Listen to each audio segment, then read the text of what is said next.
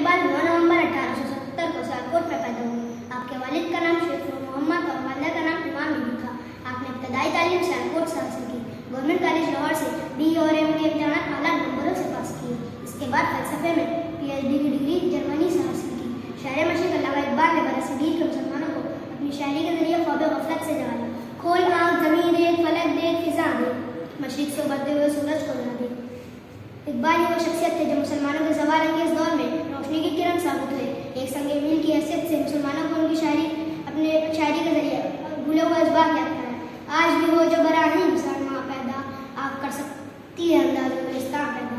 अल्लामा इकबाल 1930 में बरसगीर के मुसलमानों के लिए अलग वतन का तसव्वुर पेश किया और मुसव्विर पाकिस्तान का लाया और बरसगीर के मुसलमानों को उनकी मंजिल का उसूल की इस तरह ना दिखाई दी।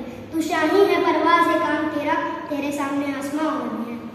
अल्लामा इकबाल का अजीम और बुलंद पाया कारनामा के उन्होंने अपनी शायरी के जरिए अपने बच्चों को एहसास इंसानियत की रूह बेदार की। इनकी तहरीर करदा मंजूमात हमदर्दी, जुगनू परिंदे की फरियाद, पहाड़ और गुलहरी ऐसी गरा कदर शायरी जो बच्चों को आगही इंसानियत का वक़्कार अता करे।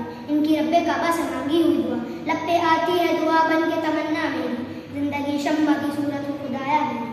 हर बच्चे की दिल की फरियाद है और हर बड़ा इसको पर कर आबाद है। तसानीफ़े इकबाल बांगे दरा बाले जिब्रील ज़रबे कलीम ज़बूर अजम जावेद नामा पयाम मशरिक़। इनका सारा कलम उर्दू अदब में तारीख़ी हैसियत का हामिल है।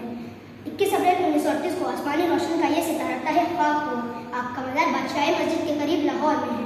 हज़ारों साल नरगिस अपनी बेनूरी पे रोती है, बड़ी मुश्किल